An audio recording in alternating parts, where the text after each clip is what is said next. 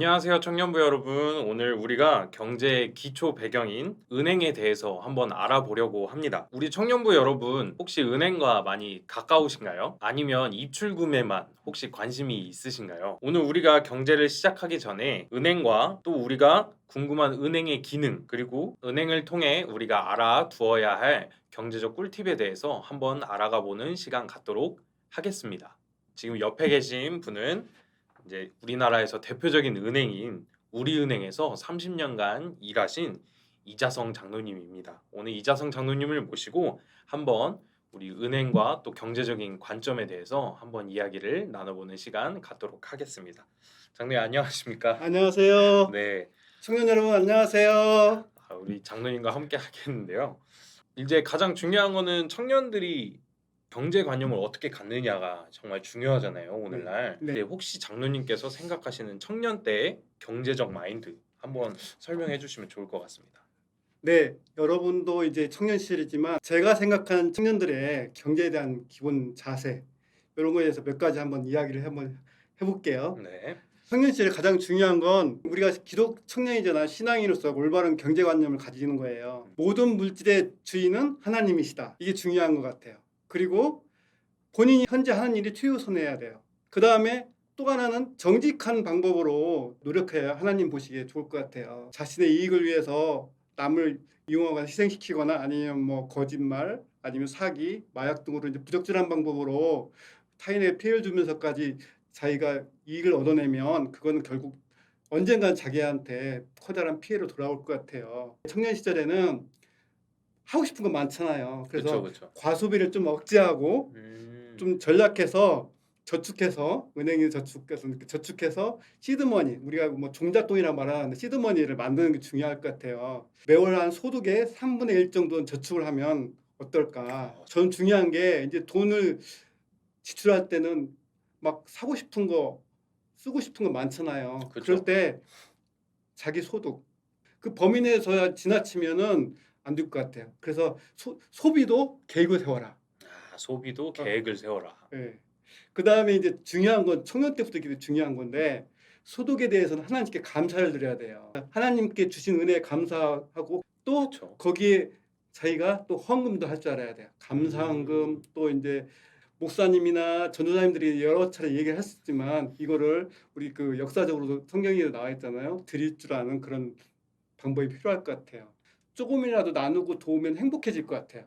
청년 때. 청년 때부터 시작해야죠. 그래서 우리 뭐 선한 사마리안 이야기도 들었지만은 그렇죠, 그렇죠. 그렇죠. 가다가 어려운 사람 있으면 도와주고 꼭 돈으로 도와주지 않더라도 제가 도와주고 요새 그 정신적으로 어려워하는 친구들 있으면 자기가 같이 친구가 되어주고 이런 부분 이런 기본 마인드만 있으면 여러분들 앞으로 살아가는데 아주 행복하게 살아갈 수 있고 또 자연적으로 어떤 경제도 이렇게 모아지는 재산도 모아지는 그런 상황이 될 것 같아요. 저는 개인적으로 개인이 생각하는 그런 경제의 개념에 세 가지는 기본적으로 알아야 한다고 생각을 해요.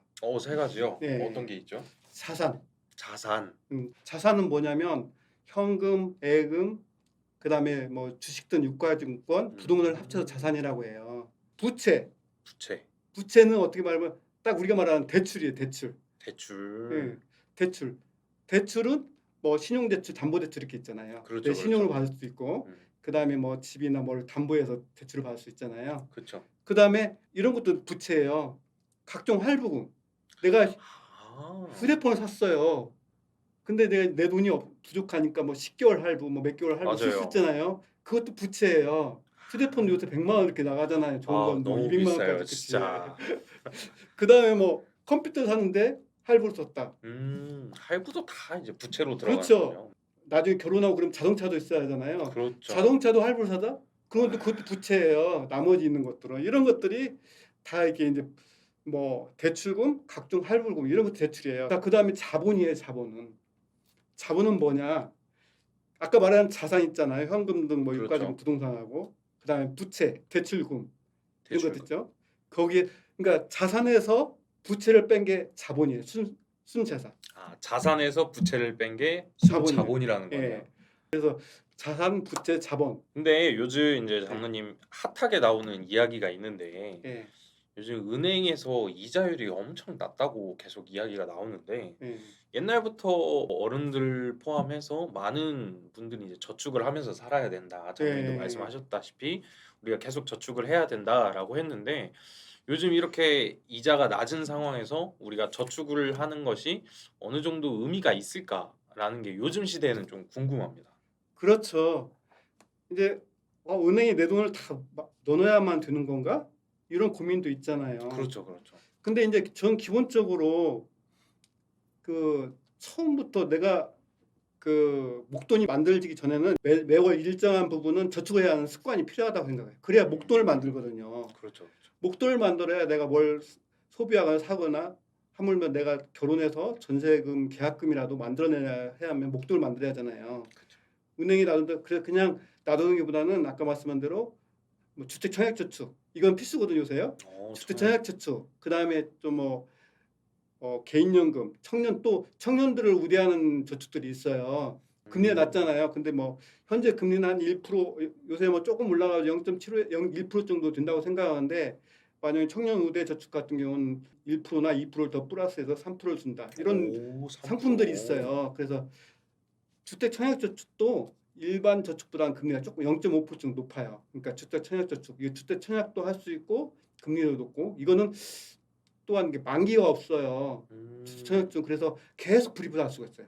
아, 그러네. 계속 넣으면 넣을수록 예, 오래 갈수록 이자는 계속 붙는 거네요. 그렇죠. 그리고 음. 금액이 2만 원에서부터 50만 원인데 자기가 설정해서 계속 불입할 수 있어요. 그러면 금액은 계속 늘어나죠. 대부분의 적금이나 그 예금은 1년에서 3년 정도밖에 기한이 있어요. 그 기간 되면 만기가 되거든요. 근데 이거는 만기가 없기 때문에 꾸준히 불입할 수 있는 장점이 있어요. 그러면 네. 아까 방금 이제 청약에 대해서 말씀을 해주셨는데 네. 이제 또 청년들이 관심 가져야 하는 부분이 아까 말씀하셨던 것처럼 청약이라고 하셨어요. 네. 근데 청약을 우리가 어떻게 이해하고 또 이 청약을 어떻게 관리하면 좋을까요? 청약저축은 이제 조금 전에도 설명했는데 두 가지 기능이 있죠. 하나는 저축을 하는 기능. 그다음에 하나는 그 주택을 신규 분양 주택이나 신규 임대 주택을 내가 그 청약할 수 있는 그 기능을 부여한 저축이에요. 그러니까 여러분 지금 이제 학생인 분들은 별로 체감이 안 될 텐데 이제 대학을 졸업하고 이제 뭐 결혼을 생각하거나 아니면 미래를 생각하는 시점 되면은 요새 신문에도 많이 나왔지만 집값이 오르고 뭐 아, 임대금이 오르는데 맞아요. 청약저축마저 기본을 안 갖춰 놓으면 나중에 머리에는 그 고민이 돼 있지만 아무리 좋은 그리고 내가 원하는 그 곳에 주거지를 마련하고 싶은 새로운 그런 욕구가 생겨도 할 수가 없어요. 보통 청약저축은 2만 원에서 50만 원씩 그 매월 불입하게 돼 있거든요. 그래서 근데 이제 가장 10만 원 효율적이라고 하는 게 이게 청약저축 하다 보면은 그 가산점이라는 게 있어요. 오, 그런 게 예, 있어요. 가산점이 있는데 거기 중에 뭐가 있냐면 청약 기간하고 청약 불이익이 있는데 이제 2만 원에서 10만 원까지는 다 인정을 받아요. 근데 네네. 50만 원 아까 청약 저축에 50만 원까지 불입했다고 그렇죠, 그랬죠. 그렇죠. 50만 원 불입했다 해도 그걸 다 인정받지는 않아요. 최고가 10만 원이에요. 아, 물론 내가 50만 원을 불입하면 금액이 저축하는 금액이 많이 늘어나잖아요. 그렇죠. 뭐 이자는 좀 더 받을 수 그렇죠. 있겠네요. 그리고 청약 그 이자도 많이 받고 금액도 이제 많이 모아질 수 있는데 그렇죠. 그 대신 이제 주택 청약할 때는 10만 원까지 인정을 받아요. 그리고 중요한 게 뭐냐면 이제 그거는 가산점을 받을 때 부분이고 우리가 청약할 때 이제 불이익 기간 그다음에 청약한 금액도 중요해요. 내가 그래서 10만 원씩 뭐 2년 하면 240만 원 되죠? 아니면 뭐 20만 원 하면 뭐 2년 하면 480만 원 네, 되잖아요. 그렇죠. 근데 서울인 경우에는 300만 원이 그 35평 이하 청약할 때 300만 원 만들어 돼야만이 1순위가 돼요. 오, 그래서 그 금액을 만드는 게 좋고 내가 더 큰 집을 원한다. 그러면 뭐 38평은 서울인 경우는 뭐 600만 원. 그다음에 더 큰 집을 원한다. 나중에 이제 자기가 살다 보면 더 큰 집 원할 수 있잖아요. 자녀도 많고 그러면 그렇죠. 뭐 1,500만 원. 아니 1,000만 원은 뭐 42평까지 뭐 그 이상은 뭐 1,500만 이런 게 있어요. 그래서 불입하는 거 쭉 불입하면 그 안에 드는 것들은 해당되는 것들은 다 청약할 수가 있어요, 자기가. 그래서 이 금액도 중요하니까 너무 적게 2만 원씩 하면 그 기간이 너무 오래 걸려요. 그렇죠. 근데 2만 원씩 불입해야 할 부분이 중간에 수시 불입도 가능하거든요.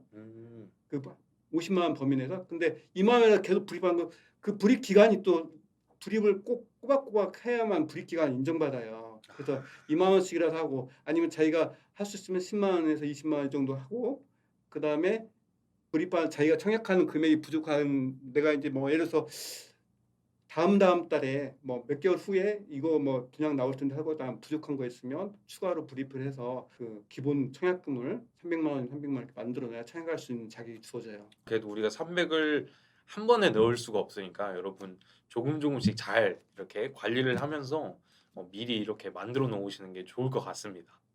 자, 그러면 결혼을 앞둔 청년들, 네. 아까도 말씀하셨는데 결혼을 앞둔 청년들이 은행하고 조금 친해져서 좋은 점이 있을까요?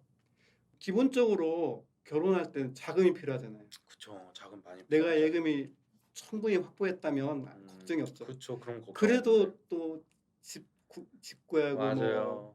또 다음에 요새 뭐 예식장 구하고 하려면 뭐 엄청 촬영 비싸죠. 사진 촬영도 하고 아, 뭐 맞아요. 또 뭐 어떤 경우에는 친구한테 여자친구한테 아니면 남자친구한테 프로포즈 요새 여자도 남자 프로포즈 하죠. 아, 그래요? 그런다는 얘기 들었어요. 제가 너무 옛날 세대인지 장르를 또 그러면은 잘 알고 계시네요. 그런 면에서 뭐 조그마한 선물을 주고 받잖아요. 그렇죠, 그러려면 그렇죠. 돈이 있어야 야, 잖아요. 진짜 없는데 어떻게 결혼하는 것도 힘들어요. 40,000만 원도 안 드는 게 또 그거 맞아요. 있어요. 전자님도 그 늦게 봤죠. 전자님도 어, 결혼한 지 얼마 안 돼가지고. 맞아요. 저도 결혼한 지 얼마 안 됐는데 참 준비하면서 네. 눈물을 많이 흘렸던 경험이 맞아요. 예. 그랬습니다. 그럼 어떻게 친해지면 좋을까요? 은행하고. 그래서 은행을 가면은 그냥 예금만 할 게 아니라 내가 나중에 대출 받으면 신용대 저점 갖고 뭐 주택 뭐 전세를 얻으려면 전세는 얼마까지 가능한지 내 연봉이 얼마 정도면 이런 건 이렇게 시뮬레이션 해달라고 하면 해줄 수 있어요. 본인이 물론 인터넷으로 할 수도 있지만 은행에서 하고 이렇게 하면 서류는 뭐뭐 준비하고 어떤 시기에 신청할 수 있습니다. 이제 결혼 뭐 앞두고 있으면 결혼하기 보통 1년 전부터 뭐 이렇게 정해져 있으면 이게 제가 요새 바뀌었는지 모르겠지만 6개월 결혼 시점을 앞둔 상태에서 대출이 가능해요. 그 대신 이제 내가 결혼을 안 했어도 청첩장이나 아니면 그 결혼 애식장 뭐 계약한 거 있잖아요. 그렇죠, 그걸 그렇죠. 가지고 있으면 그 두 사람 그 배우자하고 연봉 소득 합쳐서 대출 나오는 한도를 측정할 수 있어요. 그러면 이제 둘이 일단 결혼할 걸로 예정하고 그 뭐 두 분의 그 소득을 겸해서 신용 뭐 전세자금 대출 얼마까지 나올 수 있다. 내가 집을 뭐 예를 들어서 5억짜리 사는데 내가 소득이 없으면 대출 안 돼요, 요새는. 옛날에는 저희 시절에는 됐어요. 그게 그때는 이제 집 담보로만 됐고. 됐는데 요새는 담보 플러스 본인의 소득, 본인이 상환할 수 있는 능력을 보거든요. 그래서 이제 그런 부분도 감안을 해야 돼요. 근데 이제 그렇구나. 결혼한 경우에는 아니면 결혼 예정자는 두 사람의 소득을 합치기 때문에 조금 수월해요. 그 두 사람의 소득을 합쳐서 이제 네, 대출이 예, 가능하군요. 그런 점은 꼭 결혼을 앞둔 청년분들이 꼭 알고 계시면 좋을 맞- 것 같습니다. 맞아요. 네. 그러면 이제 또 방금 이제 대출 관련해서 또 이렇게 연장해서 말씀을 드리면 네. 이제 새내기들 예, 이제 막 졸업을 했거나 예. 또는 이제 사회에 이제 막 나온 새내기들이 이제 뭐 스타트업을 할 수도 있고 예, 또 예. 여러 가지 있는데 본인들이 여태까지 뭐 돈을 빌려본 적도 없고 뭐 예. 그런 것도 없고 본인이 이제 신용이 얼마인지도 모르고 예. 이제 뭘 준비하려고 하면 이제 목돈이 필요하잖아요. 예. 그리고 또 자기가 열심히 돈을 벌어왔다고는 하지만 그 돈이 이제 얼마가 안 될 수도 있고요. 예. 근데 신용도 자기가 제대로 책정돼 있지도 않고 이제 사회에 막 나왔고 그러면 혹시 목돈이 필요하면 어떻게 하는 게 좋을까요? 요새 이제 스타트업이나 벤처 기업 설립하는 경우가 많잖아요. 예를 들어 스타트업인데 기술이 좋아요. 네. 그러면 내가 아무 재산이 없어도 그 대출 받을 수 있어요. 왜냐면 그래요? 그걸 자기가 잘 그 사업 계획서, 그 다음에 이 사업의 장점 이런 것들 잘 만들어야겠죠.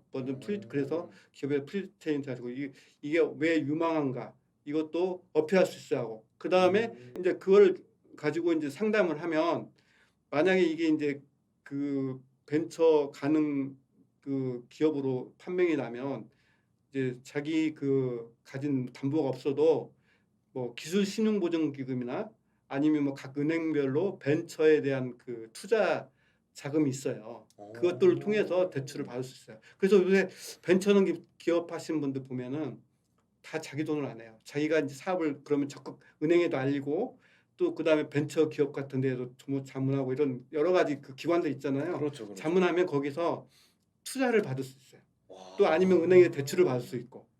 그러면 사업을 할 수 대단하네요. 있어요. 이거 진짜 꿀팁인 것 네. 같아요. 내가 뭐 아무것도 가지고 있지는 않지만 내가 하고자 하는 일이 이제 전도유망하거나 기술적으로 이제 인정을 받을 만한 일이면 은행에다가 잘 설명을 하고 사업 계획서도 세우고 네. 또 그리고 주변 시장 조사도 하고 해서 이렇게 상담을 받으면 대출을 받을 수 있다. 그렇죠. 그거네요. 예, 예. 와, 이거는 진짜 청년부 여러분 또는 이제 사업을 시작하시거나 새로운 일을 하시고자 하는 분들한테는 진짜 중요한 팁인 것 같아요. 여러분의 이제 하고자 하는 의지와 그리고 또 여러분의 미래 가능성을 보여주면 은행이 또 대출을 해줄 수 있다고 합니다. 여러분 그거 잘 기억하셨으면 좋겠습니다. 네. 자, 그러면 혹시 우리가 은행을 이제 가면 거의 예금, 출금 거의 이런 식으로 많이 하잖아요. 네. 보통 사람들이. 근데 우리가 모르는 은행에 숨겨진 기능이 있을까요? 그렇죠. 조금 전에도 얘기했지만 은행에서는 예금만 취급하는 게 아니에요. 예금 중에도 그냥 일반적으로 생각하는 입출금 이것뿐만 아니라 그 다음에 이제 펀드 상품도 있겠죠. 은행에 가면 또 보험 상품도 있어요. 그래서 이제 상품이 여러 가지 있고 그 상품에 대해서 본인이 가입하기 전에 본인이 정확히 알아야 돼요.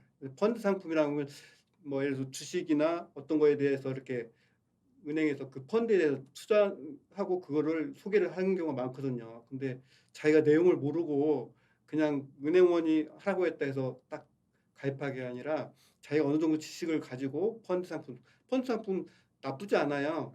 그 펀드 상품의 그 기능을 제대로 알고 가면 예를 들어서 뭐 어떤 뭐에 대한 펀드들이 있거든요. 그러면 그렇죠. 거기에 대한 정확한 내용을 알고 가입을 하면 자기가 손해를 뭐 펀드도 주식처럼 오르내려 하거든요.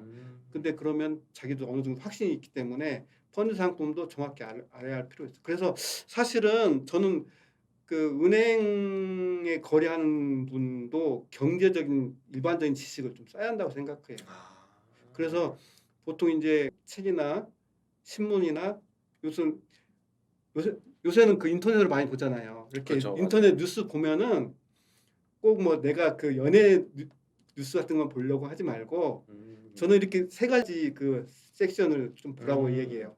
첫째는 세계에 대한 섹션. 세계가 어떻게 돌아가고 예. 있는지. 이렇게 보면 뭐 네이버나 뉴스 치면 어느 들어가도 세계 뭐 IT 그렇죠, 맞아요. 사회 뭐 경제 뜨거든요. 그렇죠, 그렇죠. 세계를 가장 먼저 보고 그 다음에 경제, 경제, 그 다음에 IT IT. 이 정도의 그 소식들을 꾸준히 보면 자기도 모르게 경제적인 개념, 그 다음에 미래에 대한 어떤 발전 방향, 그 다음에 우리 현재 사회의 흐름 이런 것들 알 수가 있어요.